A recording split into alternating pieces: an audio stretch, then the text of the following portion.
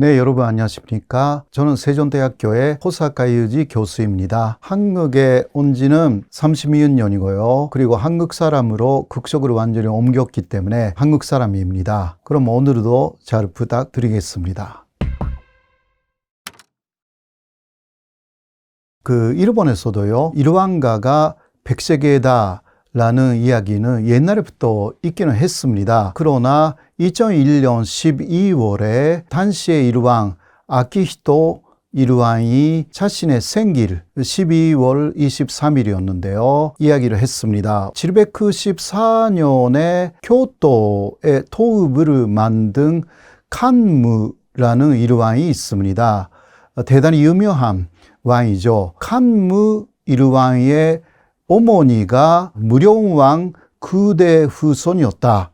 이러한 이야기를 직접 기자들 앞에서 이야기를 한 것이었습니다. 또 아키히토 일왕은 이렇게 말했습니다.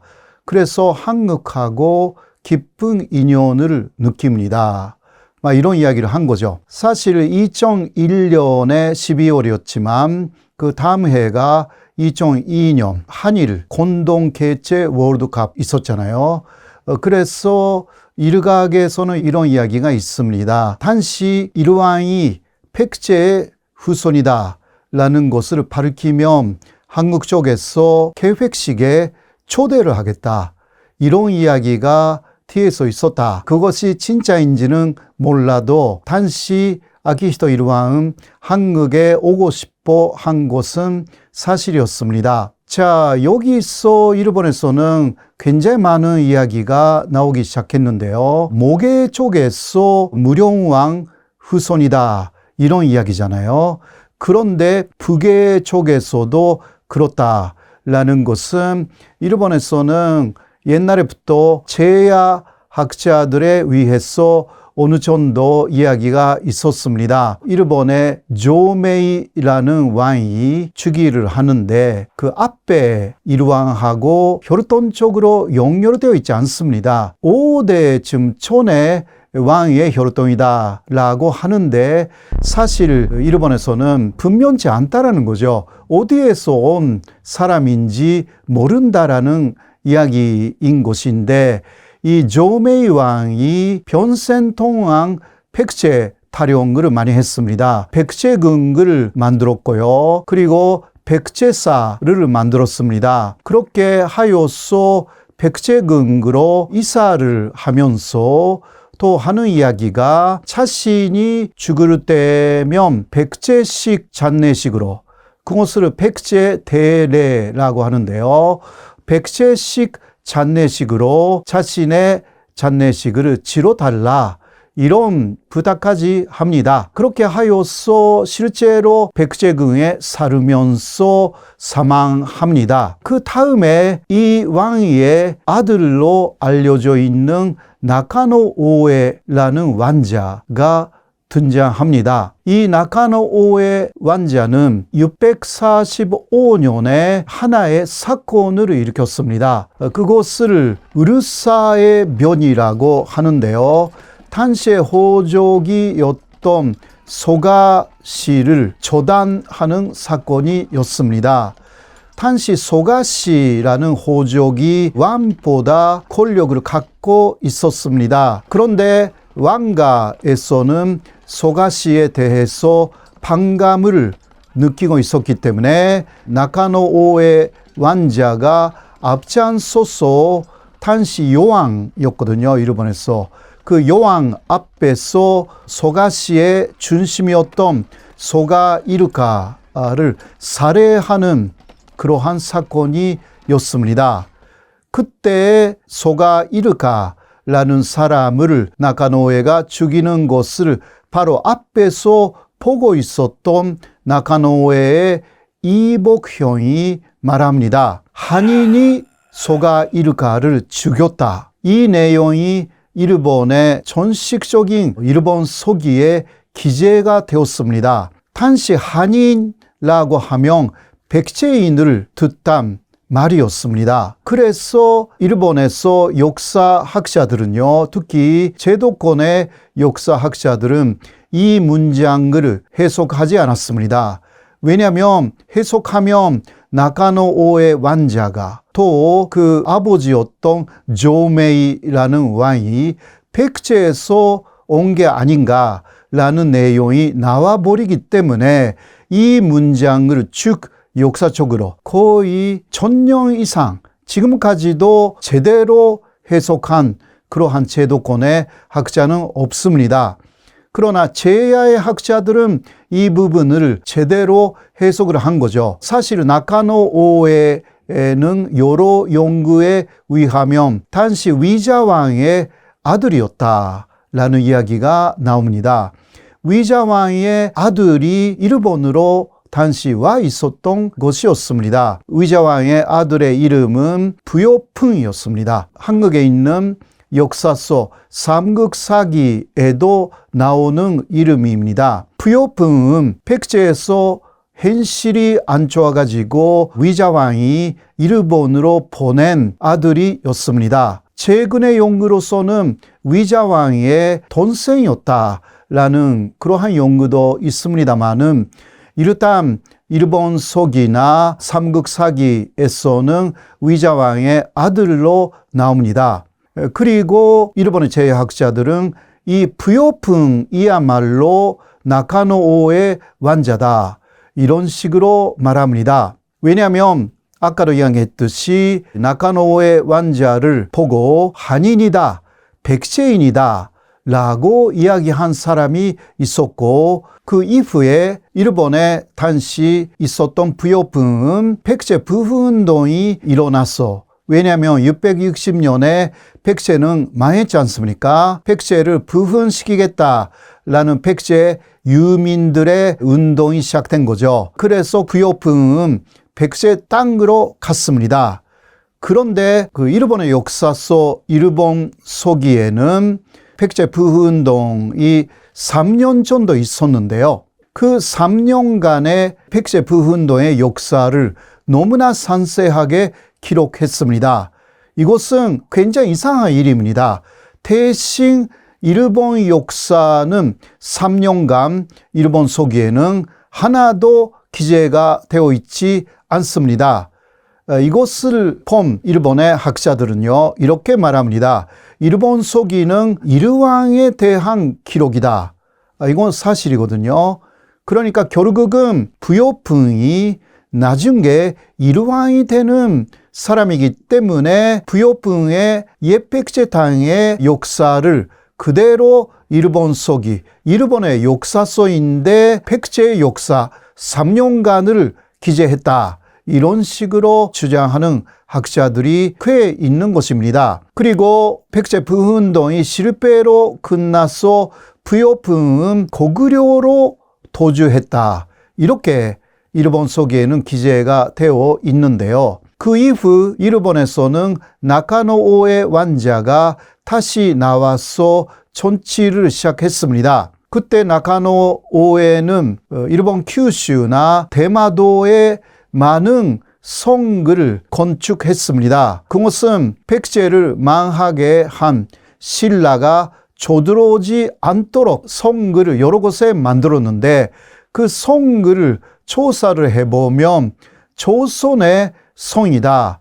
이런 식으로 일본에서는 연구가 되어 있습니다. 일본인들이 만들었는데 왜 조선의 성이 대마도에 있고 일본 큐슈 여러 곳에 있는지 이것은 수수께끼였습니다. 사실 그것으로 만든 나카노오에가 부요풍 백제인이면 당연히 백제식의 성을 만들었을 것이기 때문에 그것을 조선의 성이라고 말하고 있는 것으로 보입니다. 사실 나카노오에하고 부요풍이 같은 인물이다 라는 증거가 여러 곳에 남아 있는 것입니다. 그래서 결국은 백제 위자왕 쪽의 혈통이 일본 왕가로 들어간 것이 아닌가라는 것을 알 수가 있는 내용들이 일본 서기에 많이 기재가 되어 있습니다. 그리고 이 나카노의 왕자는요, 그 후에 덴지 일왕 되었습니다. 그리고 나카노에가 만든 것으로 알려져 있는 그 대마도의 성의 이름은 가네다 성이고요. 지금도 대마도에 가면 볼 수가 있습니다. 조금 산으로 올라가야 되는데요. 거기에 가면 설명되어 있는 벼말 같은 게 있어요. 그것을 보면 조선식 성이다 라고 정확하게 기재가 되어 있습니다. 일본의 애국가, 일본에서는 그냥 국가라고 하는데요. 그것을 기미가요라고 합니다. 기미가요의 가사를 보면 일왕의 치세가 영원토록 그러한 내용으로 되어 있습니다. 보통 일본인들은 기미가요를 부르면서도 무슨 뜻인지 보통 생각하지 않습니다. 그러나 이 일본 국가 기미가요를 부르는 것을 거부하는 사람들이 일본에는 꽤 있기는 합니다. 특히 과거 대표한 전쟁, 2차 세계대전에서 일본이 침략을 많이 했기 때문에 거기에 반대하는 일본인들도 꽤 있거든요. 그러한 일본인들은 지금도 예를 들면 학교에 가서 졸업식이라든가 그럴 때 아이들을 보기 위해서 부모들이 학교로 가잖아요. 그런데 기미가요 부르지 않습니다. 일본 애국가가 나와서 그럴 때는 다 서서 노래하는데요. 많은 일본인들이 앉아있는 것을 볼 수가 있습니다. 그런데 일본에서 아주 유명한 가수 중에서 기미가요 노래를 부르는 것을 거부한 가수들이 있습니다. 한국에서도 유명해진 아무로 나미에라든가 나카마 유키에 그리고 아라가키 유이 이러한 가수 혹은 배우로서도 활약하는 일본에서 유명한 사람들이 기미가요를 부르지 않습니다. 굉장히 유명한 사람들이기 때문에 이런 사람들이 거부를 하면 굉장히 뉴스가 됩니다. 왜 그럴까요? 이러한 유명 인사들의 공통점은 오키나와 출신이라는 점입니다. 왜 오키나와 출신 사람들이 일본의 애국가에 거부감을 나타내는 것일까요? 여러 가지 이유가 있습니다만은 하나는 오키나와는 19세기 말 정도까지는 독립된 왕국이었습니다. 류큐 왕국이라는 이름이었는데요. 일본하고 중국 양쪽에 조공을 하는 그래도 독립국가였습니다. 그 독립국을 19세기 말에 일본이 합병해버린 것입니다. 그렇게 하는 과정을 당시 대한제국도 병합을 한 것이었습니다. 특히 류큐의 왕을 당시 일본은 도쿄로 거의 납치하다시피 하기도 했고요. 그 사이에 류큐 왕국을 없애고 오키나와 현으로 만들어 버린 것입니다. 그러한 과거가 있었고 1945년 일본이 패전했지 않습니까? 패전 직전에 미국은 오키나와를 통해서 일본 본토에 상륙하려고 했습니다. 그거는 미국뿐만이 아니라 연합국이 그랬죠. 그러니까 일본에서는 오키나와를 사수해야 된다. 이러한 생각이 있었던 거죠. 그래서 아주 격렬한 전투가 오키나와에서 일본군하고 또 연합군 사이에서 벌어졌는데요. 그때 오키나와 민간인들의 희생이 굉장히 많았습니다. 그리고 또 지금도 오키나와 사람들이 도저히 이해할 수 없다라고 말하고 있는 것은요.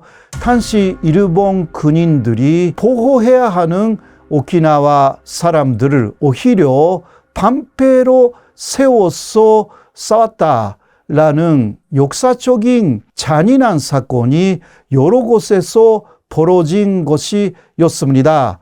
예를 들면 일본군 그리고 오키나와 사람들이 함께 구멍을 파서 숨어 있는데 안쪽에 일본군이 숨어 있고 입구 쪽에 사람들을 배치해 놓고 오키나와 사람들을 희생시킨 그런 사례가 너무너무 많아서 그런 것으로도 오키나와 사람들은 당시 일체의 만행에 대해서 용서할 수가 없다라는 생각을 갖고 있는 것입니다. 그래서 그 이후 당시의 일왕 히로히토라고 했죠. 히로히토 일왕은 한 번도 오키나와 방문할 수가 없었습니다. 그래서 당시 황태자였던 아키히토가 한 번 오키나와를 처음 방문했을 때는 화염병 세례를 받기도 했습니다. 물론 면춘되지는 않았기 때문에 아키히토 황태자는 무사하기는 했지만 그러한 사건을 통해서 오키나와 사람들의 일본의 중앙에 대한 반감이라는 것이 굉장한 내용이다 라는 것을 알 수가 있는 것입니다. 두 번째 방문도 아키히토 일왕 했고 서서히 그러한 증오심이 누그러졌다고 하는데요. 그래도 전쟁을 일으킨 히로히토 일왕은 죽을 때까지 오키나와를 한 번도 방문하지 못했습니다. 그런 것이 현재까지만 해도 이어지고 있는 부분이 있는 것입니다. 전식적인 국가의 사죄라는 것을 오키나와에서 받은 적이 없다. 이러한 이야기를 하는 것입니다. 현재는 일본에 편입된 그러한 입장이지만 원래는 류큐 왕국이었기 때문에 특히 나이 많은 오키나와 분들은 말합니다. 자신들은 일본 사람이 아니다. 류큐 왕국의 후손들이다. 제가 오키나와에 갔을 때도 택시 운전을 해주신 운전기사가 그때 아마 70 정도였던 것으로 기억나는데요. 그러한 생생한 이야기를 저에게 해준 적이 있었습니다. 그래서 오키나와 문제는 일본 내부의 문제라고 해도 해결이 안 되는 갈등의 문제이기도 합니다. 그래서 오키나와 분들은 이렇게 말하는 분들도 있습니다. 한국은 독립했다. 그런데 오키나와는 아직 독립을 못해가지고 그런 면에서는 한국을 많이 배우고 싶다. 이렇게 말씀하시는 오키나와 분들이 꽤 있고요. 그리고 오키나와 젊은이들은 한국의 대학으로 유학하러 온 사람들이 꽤 많습니다. 그런 것을 생각할 때 일본 안에 있지만 마음은 한국에 가까운 부분을 많이 갖고 있는 그러한 지역이 오키나와다라고 말씀드릴 수가 있습니다. 그리고 아름다운 경치, 아름다운 바다에 둘러싸여 있고요. 그리고 여러 문화가 일본 본토하고 상당히 다른 점을 갖고 있습니다. 언어도 원래 좀 달랐고요. 그러니까 그런 면에서 오키나와 사람이라고 해서요, 은근히 차별을 받고 있습니다. 법적으로 차별을 받는 것은 없습니다. 그러나 중력적인 사건도 있었습니다. 몇 년 전에 일본 자위대가 오키나와를 찾았습니다. 그거는 오키나와 사람들이 오키나와에 있는 일본 자위대의 기지에 대해서 반대운동, 시위를 한 거죠. 그때 본토에서 간 일본 자위대의 대원들이 그런 시위를 하는 오키나와 사람들을 향해서 욕설을 태연하게 한 것이 포착돼가지고 비판을 많이 받기도 했습니다. 그런 좀 수준이 낮은 사람들이 지금도 차별하는 그러한 분조가 남아있기도 합니다.